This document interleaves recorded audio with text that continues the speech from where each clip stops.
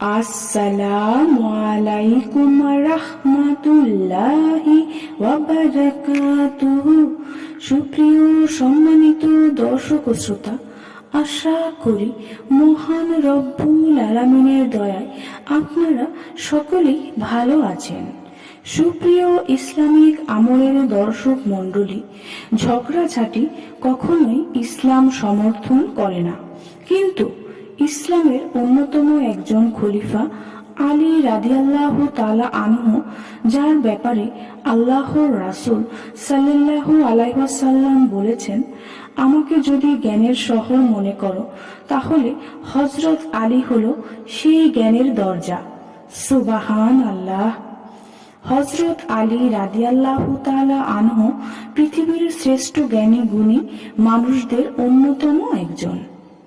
মহামূল্যবান বাণী আজও বিভিন্ন পৃথিবীর ইসলামিক রাষ্ট্রে বিভিন্ন সাবজেক্টে ডক্টরেট ডিগ্রি পিএইচডি করার সময় পড়ানো হয়। সুবহানাল্লাহ। সুপ্রিয় সম্মানিত দর্শক ও শ্রোতা, হযরত আলী রাদিয়াল্লাহু আনহু অত্যন্ত গুরুত্বপূর্ণ 5টি উপদেশ আজ আপনাদের সামনে উপস্থাপন করব। যে 5টি উপদেশ হযরত আলী পৃথিবীতে অবস্থানকালে বিশেষ ব্যক্তির 5 ব্যক্তির সাথে আপনার ঝগড়াঝাটি অথবা তর্ক বিতর্ক পরিহার করতে উপদেশ দিয়েছেন। চলুন তাদের পরিচিতি জেনে নেওয়া যাক।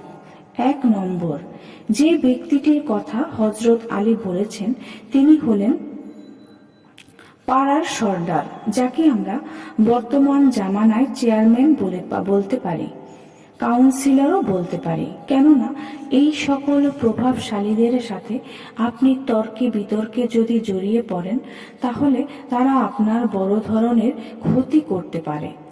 কারণ প্রভাব প্রতিপত্তি অথবা ক্ষমতার অপব্যবহার করে তারা যে কোনো মুহূর্তে আপনাকে ফাঁসিয়ে দিতে পারে অথবা বড় ধরনের ক্ষতি করতে পারে। এর জন্য পৃথিবীর অন্যতম জ্ঞানী হযরত আলী এ জাতীয় প্রভাবশালী ব্যক্তিদের সাথে তর্কে বিতর্কে এড়িয়ে যেতে উপদেশ দিয়েছেন। 2 নম্বর হচ্ছে আলেম ওলামাদের সাথে বিতর্কে লিপ্ত না হওয়া। হযরত আলী নিষেধ করেছেন আলেম ওলামাদের সাথে কোনোভাবে বিতর্ক জড়িত না হওয়ার জন্য, কেননা আপনি কখনোই তাদের থেকে বেশি জানেন না।